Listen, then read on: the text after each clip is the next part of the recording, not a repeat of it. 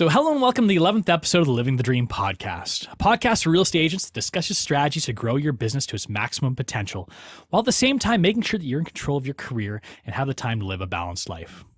So I'm Linus Kilius, Head of Business Development at Homania, and with me as always is the co-host of the podcast and broker and general manager of Century 21 Heritage Group, Aaron Richardson. Aaron, I think that's the first time I haven't fumbled that sentence. Aaron, how's it going? It's not the first time I wasn't, or I didn't get some sort of notification or something I didn't shut off. So I've got my phone off. We're all set to go.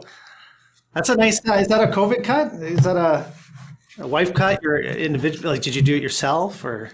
Well, I'm not saying it looks bad, Line. I'm just. No. My wife does my hair usually. This isn't a COVID thing, but yeah, actually. A little bit of a story. This is kind of a random one. It has nothing to do with real estate, but it seems like during COVID, a lot of people that I know, or at least are turning 40 right now. So a lot of people are having like their spouses are like, oh, like put it together a little birthday thank you wish, send it to us, and we'll put together a video montage. So I thought I'd be a little different for mine. And I had a couple of months to plan it out. The reason I had the big beard is I wanted to make like a 3-stage video for them where my beard was growing out and it like looked like I was kind of going crazy over time. So I actually filmed it in reverse too. So I had the big beard. I filmed the first scene. I cut it back a little bit, filmed the scene that was supposed to like take place in the past and kind of did it like that. So I did like the 3 stages of me going crazy for the birthday. I don't know. It's a crazy story, but anyways, that's where the beard went. And that's why it's been cut off. But how 5 years younger. Yeah, I guess so, eh? How's everything going with you, Aaron? Are you getting those renovations finally sorted out? Yeah, slowly but surely. Flooring in the basement. We're almost there. We had a mouse. We had a mouse in the house, and just this week, and I caught it about a couple hours ago, and I took it out in a cup and I rushed it down the block and got rid of it. But my wife has been freaking out over the past couple of days ever since we found that house. It's the first time we've ever had a mouse in the house. So I've been through it. That's been the drama at my household for the past couple of days. Anyways, we are getting way too sidetracked. We should get onto the show. So onto the show. Real estate is a very, very demanding industry. I don't have to tell any of you that. There are many top agents that have found that perfect balance between business success and lifestyle success. But this isn't an easy balance to strike. On the show today, we're going to be talking about how to find this real estate zen, that perfect balance between life and success. And there's no one better to talk to about this than Storm Fletcher. Storm is the VP of Business Development for Richard Robbins International Inc, a company that provides leading-edge training solutions for real estate agents. If you're in the industry, there's a very good chance you've heard of them because they're the bona fide leaders in the space. Storm, welcome to the show. Thank you so much. Don't you want to ask me where my beard went? Or we not going to talk about it? It's okay. I'm comfortable with it. I thought I'd leave that unsaid, but that's okay. I don't have HD set up right now. I can't see the high def, so it is. Yes, absolutely. No, it is a topic that is near and dear to my heart. I love talking about it. But more importantly, rather than talking about it, I love planting little seeds. Conversation is so cool, but you know what's even cooler about conversation? When it can spawn a thought in your head and get you to think differently, which causes you to act differently, which will change your life. And in this industry, there's so many freaking voices and so many different ways that you can go. And what we end up doing always, and don't get me going, guys, I can rant. But what we do so often is we are in pursuit of what is obtainable, not as what is sustainable. So we sacrifice everything in pursuit of a result. We measure our success based on it, and we don't lay a great foundation. That is actually like the perfect segue into the first thing I actually wanted to talk about. Storm, when a new agent is starting into the business, fresh slate, right? They've got no sales under their belt, maybe they're starting to get that list together that they can start contacting their prospecting. What do you tell those people to make sure that once they do get successful, that that the success doesn't kind of carry them away. One thing that we see all the time is that agents, as they get busier, they have it more and more trouble managing their lifestyle. Their lifestyle takes a big hit. What would you tell like a fresh new agent to do to make sure that that doesn't happen, to prepare for success? Well, to prepare for success, it's plain and simple. I tell them, would you ever advise a client to build a house without a foundation? And you absolutely wouldn't. And so when you're starting out, the first steps that you take, you're building the foundation. And so because, you see, I love this industry. I think that it is one of the most incredible industries there are, but there is a disease in this industry. And the disease is we reward results and we base whether somebody is successful on the result that they get.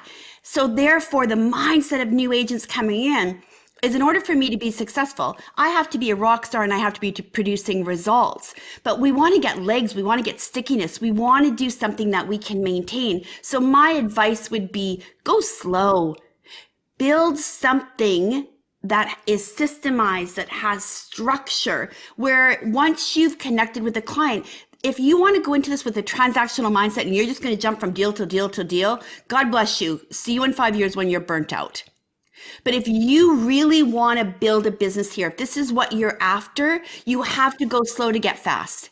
And you have to put things in place so that you're able to nurture those relationships once they've come on board. The mentality of get a lead, scrub a lead thoroughly, and decide whether they're worth your time is messed up. This is about establishing relationships. So what foundation are you going to put in place? And it starts with that word that we all hate, but is so necessary, and that is structure and systems. Can you give me an example, just one system, Storm, that you think is it like just that example? New agent building the business out, maybe starting to jump deal to deal. What would be an example of a system that they could put in place to sustain? Sure. So, I mean, a system would be your CRM. And then what is your value delivery system? That is the core foundation. So where are you going to house all these people? An Excel spreadsheet might be great when you have 5. It's not fantastic when you've got 50. And so where your book of business, the only thing that is worth anything at the end of this journey is your CRM and the proof of what you've done. It's the only tangible. So your CRM, your first system that you're going to put in there is, what does a lead journey look like? What experience, what journey are you going to take every single person that you have the privilege of their attention? What journey are you going to take them on? And if you're not deliberate in that, then you're inconsistent and you're easy to overlook because you're doing the same thing everybody else is doing and you're making it about you. So let's talk about that agent that comes into the office. They get help, gave you a call and say, you really helped them get that and the key foundational success. So now they're a couple of years into the business and they've built it a good foundation. They can't seem to get beyond that 15, 20 deal mark. There's like, now it's running great, but I just don't have enough time in the day to continue to, satisfy the clients that are knocking on my door. What's the next phase? Well, honestly, enlist the help of others. And again, often when we get that place where we're growing and we get to critical points and phases, we make decisions about our business based on what we think we can afford in the moment. And so we go, getting help, part-time assistant, whatever it may be, is money out of my pocket. I'll do it myself. And so for me, it would be really looking at, what are you really, really great at? What do you love doing? Look at 30% of what you do, you're not going to love. Suck it up. 70% you're going to love. So let's figure out what that 70% of, and let's get you there. And then let's delegate, dump, or do. So what are you going to delegate? What are you going to dump? What are you going to do? And it's keeping your mind on that and not allowing rabbit holes.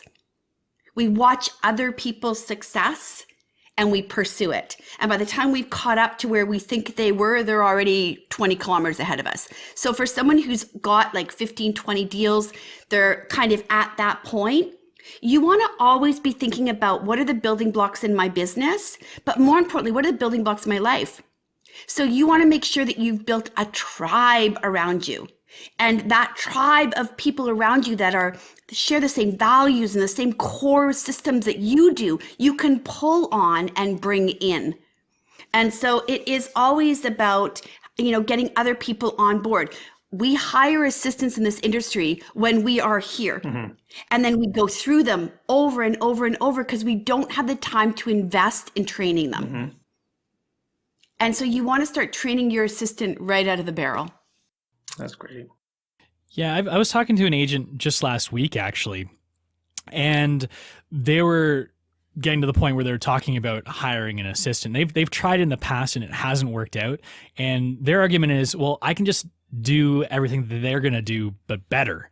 Right. And I feel like that's maybe a stumbling point a lot of agents get into. They want to micromanage. They're like, well, if I delegate I can just do it twice as fast. So like just let me do it. I'll take care of it. And they just can't do that management of another human resource. Like, is there anything you say to that kind of agent too? Because I imagine that's probably a common problem. Oh, it's a huge problem. I'm going to spend 15 minutes teaching you to do something that I can do in 5. And so it is absolutely a wall that we hit. But I always say to them, look, if you right now, you are here, what you have done so far has gotten you here. Where do you want to go? And if you want to go over here, you can't keep doing that stuff. And so, but when we think about training or systemizing or anything, I would start acting as if I had an assistant right from the beginning of my business. What do I mean by that? Every single thing that I do on an ongoing basis. So as I'm preparing for a listing presentation, I would literally hit record on my phone and I would speak out loud my process and everything that I'm doing. I've got it in text. Send it off to get dictated. It costs $12 an hour and you've got the skeleton of a system. Start creating and capturing your processes so you don't have to go through the arduous process of training somebody. Think like a CEO. So I've got the agent that came into my office as a new agent. We're 2 years in. They're doing 20 deals a year and they just don't have enough time in the day to get to the next level, but they really want to get to that next level. So they enlist themselves with an assistant. That brings them to 40 and 50 deals a year. They maybe have a buyer's agent at that point in time. But now they're 10 years into the industry. They can't seem to become a mega agent. They're like, I want to be number one in town. Where are they at now? So they've got a good quality of life, but they want to get to that next mega agent standpoint. What's the key to mega agent? Well, you know what? The key to a mega agent, and we've seen it over and over and over and over, is honestly your tribe, man. I'm going to say that so many times in this podcast, you're going to delete it out. But it is about having people around you that are each in their own little magic spot. And the core ideal of mega agent, they're no longer selling and they're not responsible for a big portion of the money that's being generated. We will talk to so many team leaders that have these mega teams and they're still responsible for 80% of the business. Shoot me now. I'm managing all of these people and I'm still responsible for generating a huge part of it. So it's about being able to migrate away from selling and into a role of leadership, mentorship, and coaching. And you have to, at some point, step out of selling. You become the brand, you become the ambassador, you become the coach, and you become the trainer. That is a mega team. Are you, so the term rainmaker, I'm going to bring it back because I used to hear that a lot 10, 15 years ago. Be the rainmaker.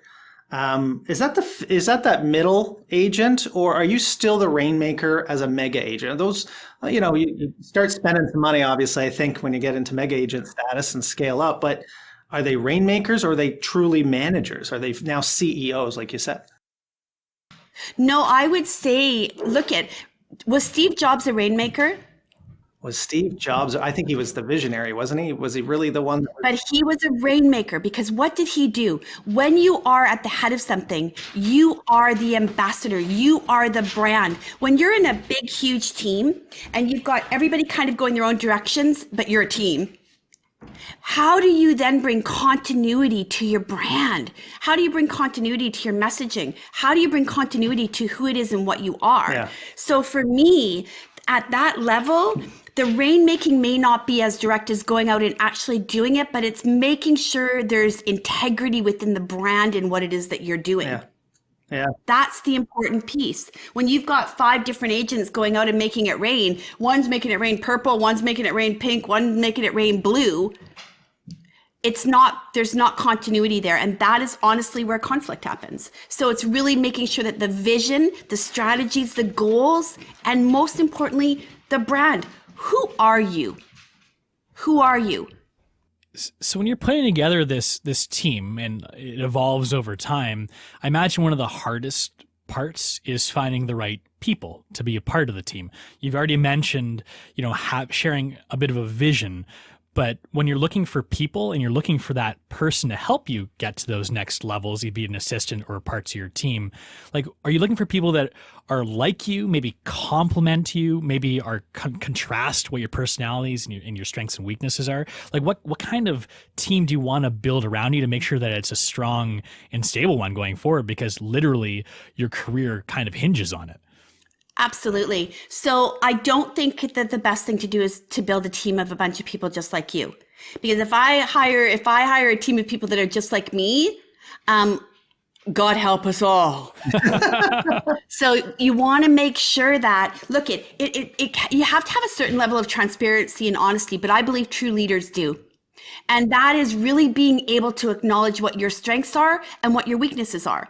So if I'm really incredible at relationship building, but I suck at paperwork, then who's imperative that I have on my team? Someone who is a detail freak. So within our organization, we use the color profiling. You can use DISC. There's so many different things, but it's really identifying, getting to know the person. What are their strengths? Where are your holes? Where are your gaps? It comes back to that dump, delegate, do. If you had a choice every day that you wake up as to what you get to do, what you get to dump, and what you get to delegate, would that not be a beautiful life? Absolutely, it would. So no, I believe it's more about, look, when I hire somebody in the sales division within our company, I'm hiring my replacement always. I'm always looking for my replacement because 2 things happen in that breath. Number 1, I get the gift and the privilege of learning from somebody who's hungry and eager. Number 2, I elevate my game. You want to chase me? Come on, let's go. And the other thing that's really beautiful about it is you get to watch somebody else evolve and evolve and evolve. And as they evolve, guess what happens? You evolve too. And so I think greatness in a team is hiring people who replace what it is that you do that you don't love. And when you get to that mega team spot, you are no longer in the trenches. You're keeping the trenches clear. Let's go back to the new agent side of things. Should your goal be to become a mega agent, or should you make kind of like small steps along the way and like aspire to something lower, and then kind of like once you get to that point, then you have a new aspiration? It's a good question, Linus, and I'm going to add to that question. This is something that's been around the industry recently with I think something called 10 times or 10x or 10x. 10x, and I had this conversation with the guy that was all about 10x, and I said, really? He says, yeah, man, you got to shoot way past. And I said, then, but you're never patting yourself on the back. It's like you're never reaching your goal. How do you do that? How do you keep? So listen, I haven't read the books, I haven't done it, but just to add to Linus's question, it's a great question. Well, how do you feel about that? Yeah, you know what? So here's the thing. I am a proponent of how do you eat an elephant? You eat an elephant one bite at a time. And there is something really magical that happens in our brains when we hit a goal. And those the dopamine and the endorphins that are released are fundamental in our evolution. And so I believe that I can have a long-term dream. And my long-term dream 10 years down the road could be to be here. But you got to start where you are, and you have to allow yourself the win. A lot of times when we look at mega agents, we're measuring our insides to their outsides. And I can tell you it's not so glorious always on that side of the fence. So it's about what would you need to accomplish in the next year? What if I were to sit down with you a year from now? What would success look like to you? And for a lot of new agents starting out, success to them would be, oh, wow, like if I could make 60, 70 grand, like that would be awesome. Well, holy, woo, that's beautiful. And then it is the acknowledgement of where you want to be in a year, and then live into it. Then you get to that year point and you're going to discover that there's things that happened along the way. What are you going to sacrifice? Look at my core belief in business. You have to be willing to make sacrifices, but there are two things you cannot sacrifice, and that is yourself and your family. And so you cannot offer up a sacrificial lamb. Make sacrifices, but do not sacrifice yourself or those that you love. And so in that, it's about really laying down. It's like, you know what? I always say this. This is a story and I love it. And you can tell me to shut up and I'm going to go. Okay, it's January. I wake up. 2020 was a bitch. COVID 20. Then like there was Christmas and there was drinking and booze and food. And it was like, come on. And you wake up January 3rd and you go, oh, good Lord, what happened to you? One day you're going to have to go back out into public again. And so we say, that's it. I'm going to lose weight. I'm going to get my life in order. I'm never eating sugar again. And 3 days later, we're driving in our car trying to figure out where to hide the chocolate bar wrapper. We are a failure, our dialogue, rather than I've got a big goal. My big goal is I want to be over here, but I have to do what is sustainable. So I'm not going to have sugar on Mondays. And until I wake up Monday morning and I don't go, oh God, it's no sugar day, until it becomes an innate part of who I am, I don't add Tuesday. Small, consistent actions lead to big change. Big change doesn't lead to small, consistent actions. So for a new agent, it's great to have dreams, man. You should have 50 of them, actually. It's great to have dreams.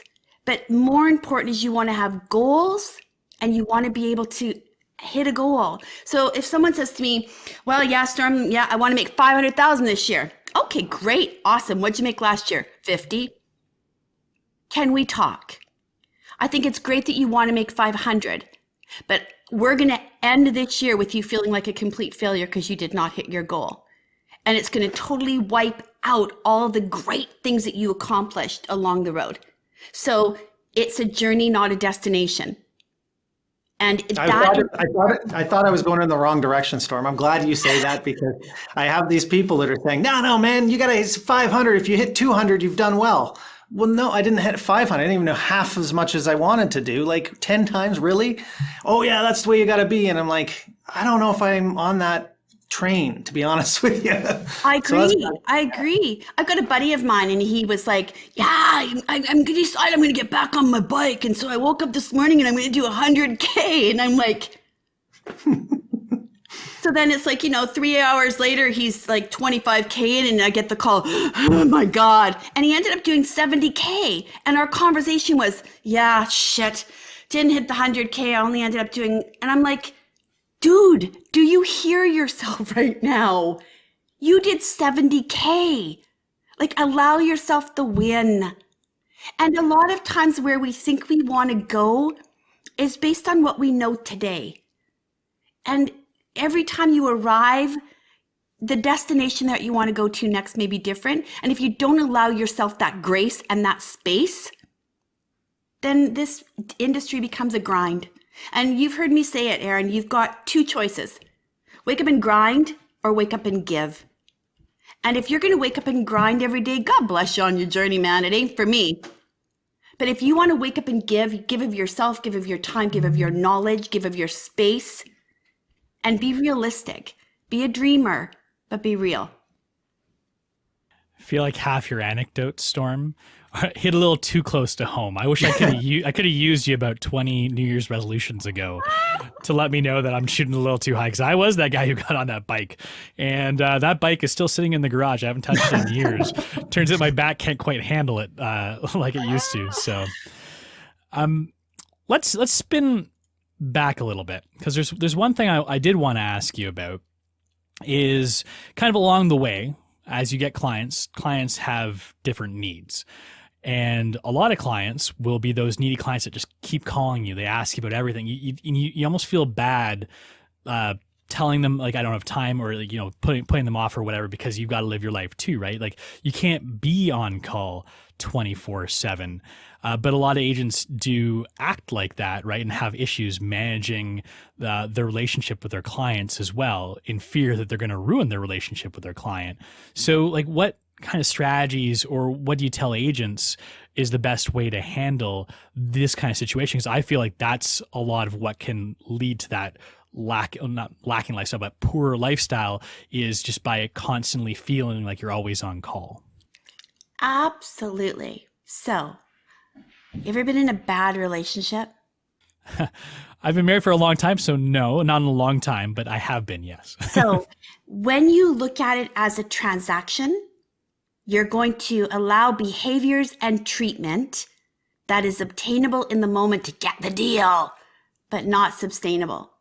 People will only ever treat you the way that you show them they are allowed to. And if you manage the relationship right up front, and your communication with them is they say, oh yeah, okay, well, I want to meet with you Saturday at 1. The very first time that a client lays down a timeline when they want to meet with you, you don't accept it.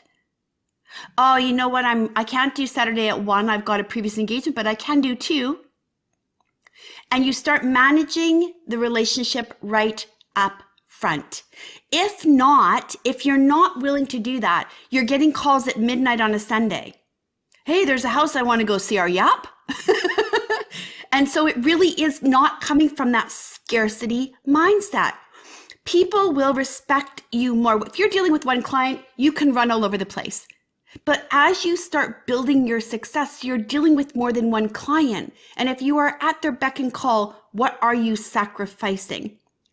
But if right up front you treat it like a business, if there is an urgent home that it's deal day, you got to get an offer in, that's different.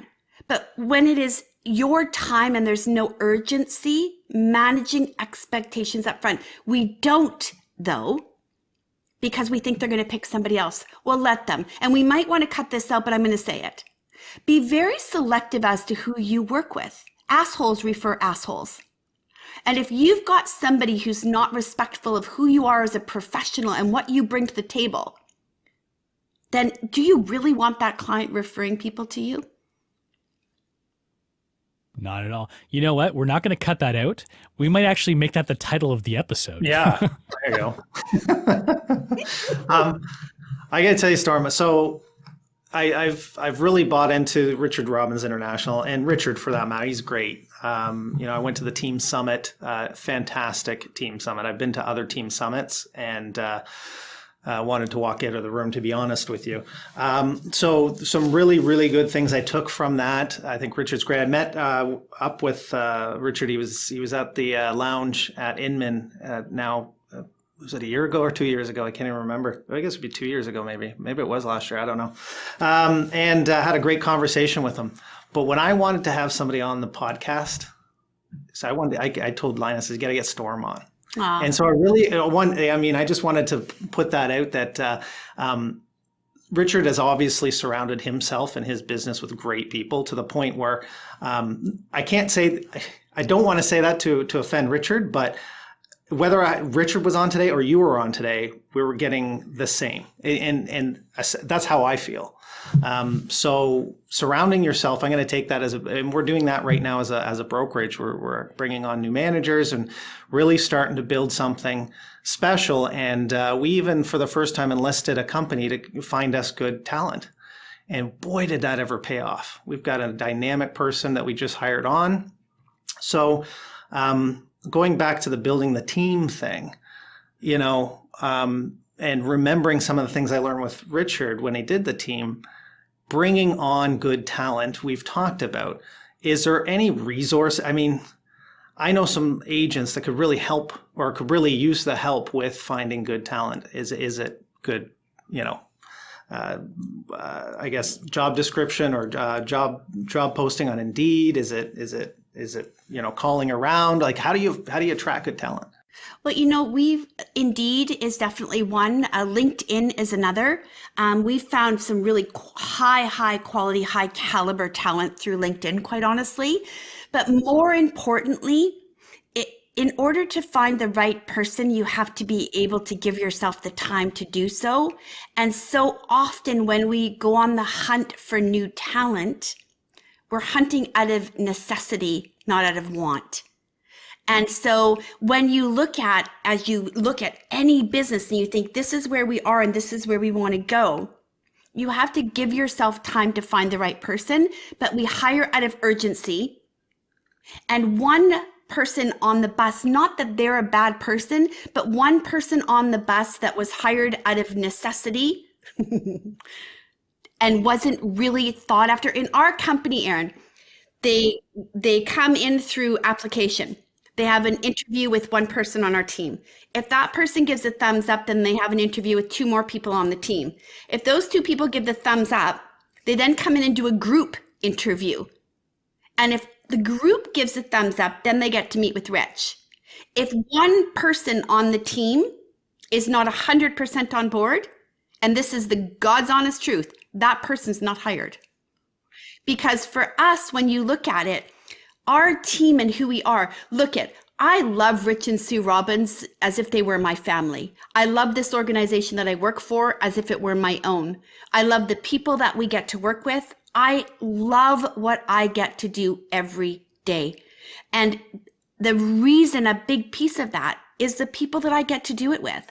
And so when you've got a really great culture, a really great vibe, you give yourself the time to make sure that when you're hiring in, you're doing right by the other person, but you're also doing right by yourself. So I honestly believe when you're looking for talent, if I were going to be looking, I'm a realtor, I'm a new realtor, and I'm going to be looking for an assistant in a year, I would be starting my process now. No different than our coaches. I'm always interviewing everybody that I interact with every single day. Would they be a good coach? I wonder if they'd be a good coach. I wonder if they'd be a good coach. So you always have to be in interview mode, and you always have to be looking for talent, not out of necessity, out of want. I've got an interesting question for you. Now, I was going to save it for the end. Who knows? Maybe this will be closer to the end of the show anyways. No, I have so many more questions. Go ahead. We'll get those in a second, because it's actually very, very pertinent to the conversation. We've got a bit of an HR quandary personally that I'm trying to solve right now. I've been talking to my wife, and we've been trying to add either a dog or a cat to our family, and we've been having this discussion for a while. I'm more of a dog guy. My wife's more of a cat lady. Well, not a cat lady, but she likes cats. I know, Storm, that you've got possibly one of the cutest dogs I've ever seen. So is there any possible way that you can help me convince my wife to get a dog instead of a cat? Oh, I can. Absolutely, I can. So one poops in the house and one poops out. One is like happy when you're home and will share your bed. The other wants you out of their bed. I love my dogs. I've got 2 of them now, actually. 2 85-pound dogs. If you got another half hour, I can come up with 50 other reasons. I'm a dog guy over a cat guy, and I think anybody in real estate, to be honest with you, should be, because I've seen cats destroy homes and the value of homes. I could go on about different scenarios where people lost tens of, maybe even $100,000 in a house price. Honestly, it was probably about 100 because of the damage the cat did to the house, and you can't get rid of some of that damage. 100%. I should call my wife right now and get her onto the show. And we can have a little sit down powwow together. You know what it comes down to again? It comes down to why do you want a pet in your life? What are the top 3 reasons that you want a pet in your life? And if you want a pet in your life for companionship, for someone to get you outdoors and get you exercising, then you definitely don't want a cat. If you want a pet in your life to say you have one and you want to clean a kitty litter box, have you ever done that? Plenty of times. We had a cat for a long time, so I was the guy who cleaned the litter box. So there you go. But yeah, I mean, I guess we're getting kind of going off on a crazy tangent here. But yeah, there are lots of pets that I would never understand why anyone would want them. I do enjoy the companionship. Cats can be companionable as well, right, as dogs. But there's some pets like I would never want like a hamster or like a pet snake or anything like that. That's something that I would never understand. You know, God bless you if it's something that you're into, but it's just not for me. No, and I mean, you look at my sister. My sister owns 3 naked kitties. 3 of the hairless ones. She has officially become the old cat lady.